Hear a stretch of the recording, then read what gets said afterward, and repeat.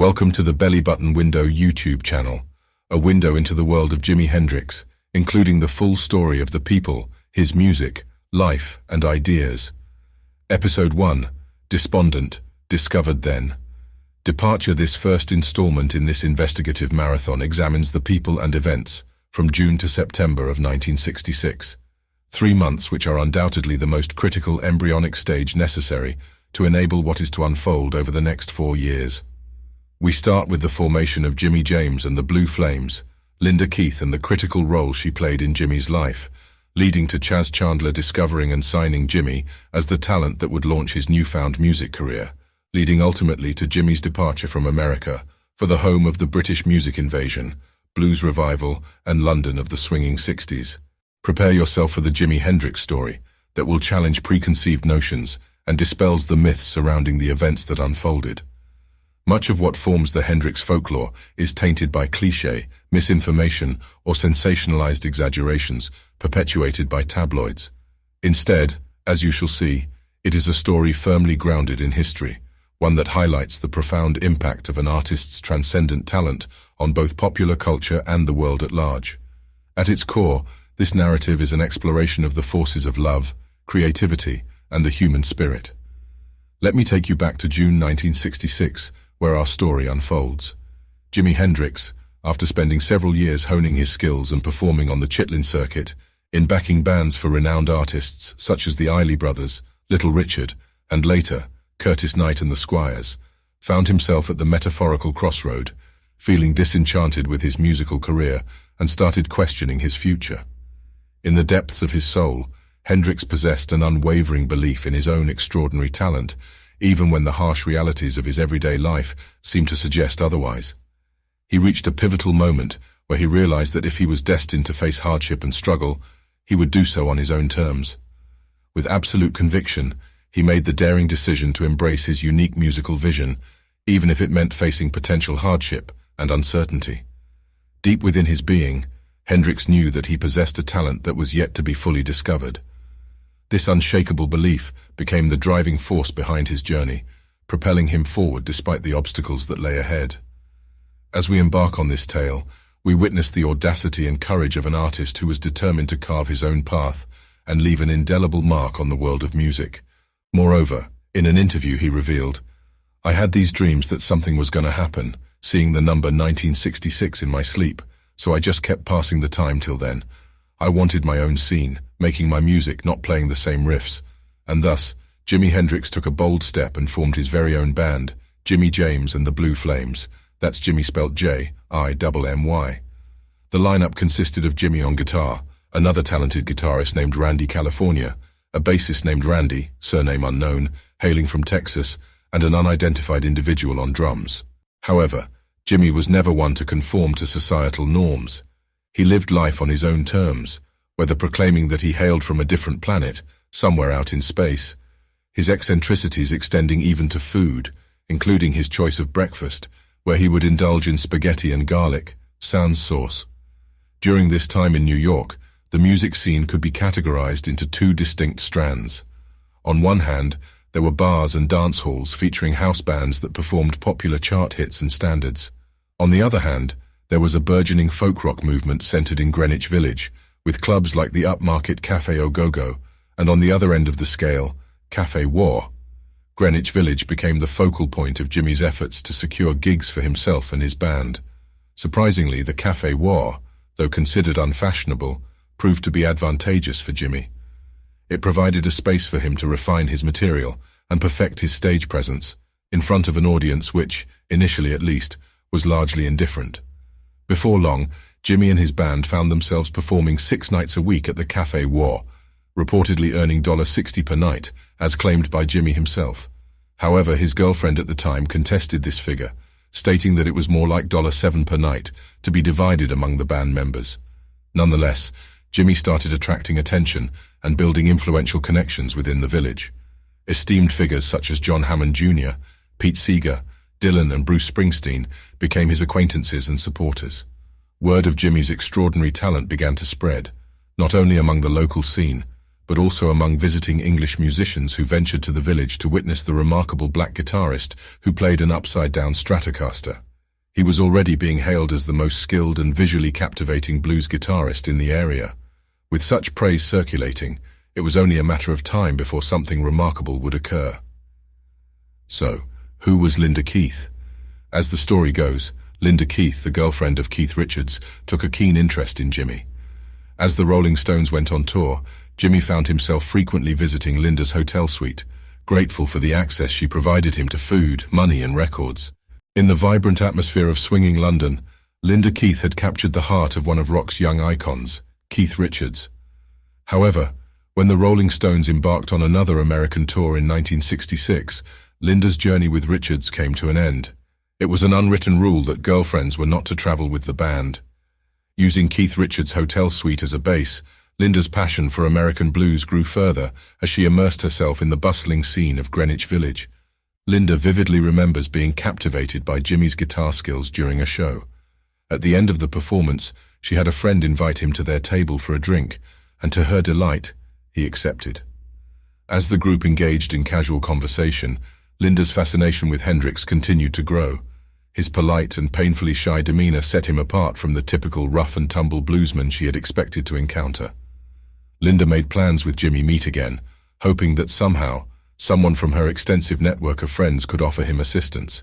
Hendrix was equally enamored by Linda. He was impressed by her assertiveness, and their friendship blossomed quickly. They would spend hours together, engrossed in conversations and listening to music at a place owned by friends of Linda they called the Red House, because the owners had adorned the entire house in red decor. Linda Keith in later interviews recalled, "I would play loads of music, trying to motivate him, something he desperately needed. It seemed silly, me a middle-class white girl playing him the blues." Linda had connections with Chas Chandler, the bass player of the Animals, who were on the brink of embarking on their farewell tour of America. She also knew that after the tour, Chas would be seeking opportunities to manage and produce his own acts in collaboration with Animals manager Mike Jeffrey. Actually, there's much more to the story than that. Let me explain. It was thanks to Linda Keith's encouragement that Hendrix took the bold step of forming Jimi James and the Blue Flames. She explained, "I was interested in Jimi's music and desperately wanted to see it realized. He needed motivation and direction because, emotionally, he lacked confidence and was incredibly indecisive." She went on to say, "He was conflicted about his ethnic identity, and there was a great struggle between his musical roots and his desire to play the blues, while also aspiring to be a middle-class pop star. His personal life was just as fragmented," Keith continued. "He seemed afraid to commit to anyone honestly, and his life in Harlem was strictly off-limits to me." As close as their personal relationship was, she always maintained that she was never Jimi's girlfriend. They were never romantically involved. Instead, her intentions were purely altruistic. As it turns out, prior to Chas Chandler making that fateful decision to sign Hendrix, Linda had taken another record producer to the Café War to see Jimi, as she was desperate for someone to recognize Hendrix's talent before he gave up and joined another R&B package tour. After a brief look and listen, the producer shrugged his shoulders and walked out, dismissing Hendrix as just another black guitarist showing off nothing special. Linda Keith had played her trump card and arranged an audition for Jimi with someone she believed would immediately grasp his potential. The producer in question, none other than Andrew Loog Oldham. As manager and producer of the Rolling Stones, Oldham had quickly established himself as one of Britain's rising music entrepreneurs. He held Linda Keith's opinion in high regard, not only because of her association with Keith Richards, whom she had actually introduced to Oldham, but also because of their long-standing friendship from their school days in North London, long before the Rolling Stones achieved fame. After the Blue Flames performance, Linda herself was disheartened by Oldham's outright rejection. She did her best to console Hendrix, whose confidence was clearly shaken, and perhaps as a result was even more committed to assist. Hendrix's next opportunity came shortly after, with Seymour Stein, now president of Sire Records, another friend of Linda's. He wasn't as negative as Oldham, Linda Keith recalls, but he also didn't want to get involved. Keith was amazed by the response. Having faced rejection twice, Hendrix grew resigned to failure, and was somewhat annoyed that Keith had exposed him to such rejection. On the other hand, Keith was determined to persevere. She stated, I couldn't believe these people couldn't see what I saw. To me, Jimi's talents were so evident. After unsuccessful attempts with Oldham and Stein, and purely by chance, while preparing to return to London, Linda met for the first time Chas Chandler, the bassist of the Animals, at a popular New York night spot. In their conversation, Chas mentioned his interest in trying his hand at record production. Immediately recognizing an opportunity, Linda suggested Jimi Hendrix to him and urged Chandler to see Hendrix for himself. Intrigued by Linda's conviction, Chandler agreed. Chas went to witness Jimi's performance firsthand. As they say, Geordies from Newcastle aren't easily impressed, but when Chas saw Jimi play, he knew there was something special about him. In a later interview, Chandler revealed that he intended to cover the song Hey Joe in England to kickstart his career in the music business. To his astonishment, when he arrived at the Café War and descended into the basement club, what song was Jimi playing? Perhaps it was luck or perhaps destiny, but Hendrix was playing none other than Chas's favored Hey Joe. As Chas stood there, watching Jimi captivate the audience in the dimly lit venue, he thought, there must be a catch somewhere. How come no one had signed him yet? Well, he was right. There was a catch, and Chandler was about to find out. He questioned Jimi about his record deals, and while Jimi mentioned various people he had signed with, regrettably for both, he forgot to mention Ed Chalpin of PPX. Chas asked Jimi if he would be interested in coming to England, where he could have his own band and record his own music. Jimi played it cool, having heard countless promises before. In a later interview following Jimi's death, Chandler revealed that Hendrix questioned the point of going to England when they already had such great guitarists like Eric Clapton and Jeff Beck. In truth, Hendrix held Clapton in high regard as a guitarist, a fact that Chandler shrewdly used to his advantage. In the end, Chas sealed the deal by promising to personally introduce Jimi to Eric Clapton. Their meeting concluded with Chas mentioning that he would return after the Animals' American tour concluded in a couple of months' time. Chas returned to New York in early September, and although it took 4 days to locate Jimi, they met. This time he brought Mike Jeffrey along. Jimi was surprised to see Chas again, not fully believing all the talk about going to England in the first place. But there Chas was, as large as life, saying, "Let's go." That was the 9th of September. With no time to waste, they ordered Jimi's birth certificate, which arrived on the 19th, and his passport was issued in New York City on the 23rd of September. After which, Jimi and Chas departed forthwith from Kennedy International Airport in New York to London. It's fair to say that, before Chas Chandler discovered him in July 1966, Hendrix, despite his remarkable talent and unwavering determination to succeed, was hindered by a lack of organizational skills. Leading Jimmy James and the Blue Flames, Hendrix appeared trapped in mediocrity and seemingly destined for obscurity. Although this makeshift ensemble occasionally included musicians like Randy California, later of Spirit, Jeff Baxter, later of the Doobie Brothers, and John Hammond Jr., the progress of the Blue Flames and that of their leader was stifled by low wages, limited cash flow, and poor morale. Hendrix's fortunes took a turn that afternoon in July when Chandler walked into the Café War. No longer relegated to the background until his novelty act was required, Hendrix would become transformed by Chandler into a bona fide star. Despite the absence of even a single recording to go by, Chandler envisioned Hendrix as the leader of an electrifying yet undefined new musical movement, and as we all know, he was to complete the transformation by forming the act known as the Jimi Hendrix Experience. So who was Chas Chandler? Brian Chas Chandler, the tall and husky bassist for the Animals, had achieved a level of success that many would envy. Though his group couldn't rival the fame of the Beatles or the Rolling Stones, they had garnered popularity and a global following. The roots of the Animals were deeply intertwined with the blues, the masterworks of black American musicians that resonated with Newcastle's working class. Their idols were the outlaws of music, such as Howlin' Wolf and John Lee Hooker, whose captivating melodies thrived in neighborhood taverns and function halls, despite being excluded from the mainstream. The Animals embraced this rebellious image and soared to prominence during the British invasion of 1964 with their version of House of the Rising Sun, reaching the #1 spot on the charts amidst Beatlemania. In contrast to the Beatles, the Animals exuded a darker, rougher, and earthier aura. By the summer of 1966, with their 8th Billboard Top 40 hit, Don't Bring Me Down, the thrill of success had started to fade for Chandler. Although they never cracked the top 5 again, their progress was steady. However, financial abundance was elusive. None of the animals were wealthy, largely due to the absence of songwriting skills, which translated into a meager income from a modest 2% record royalty rate in Britain and 1% abroad, which had to be split among the 5 band members. You see, if you don't write your own material, you miss out on a substantial portion of the royalty pie. Touring was no different, often leading to debts once each Animals tour came to an end. Despite their weekly wages and a treasure trove of memories, Chas Chandler had little else to show for his hard work. Tired of the repetitive package tours and the endless travel on planes and buses, Chandler realized it was time for a change. Though his knowledge of the music industry was limited, he aspired to become a record producer. While he wasn't an exceptional instrumentalist, his decision stemmed from a desire to return to England and continue a career in music. Primarily, though, what drew Chandler to the idea of becoming a producer was the realization that the producer played a crucial leadership role, earning the trust of both the band and its management.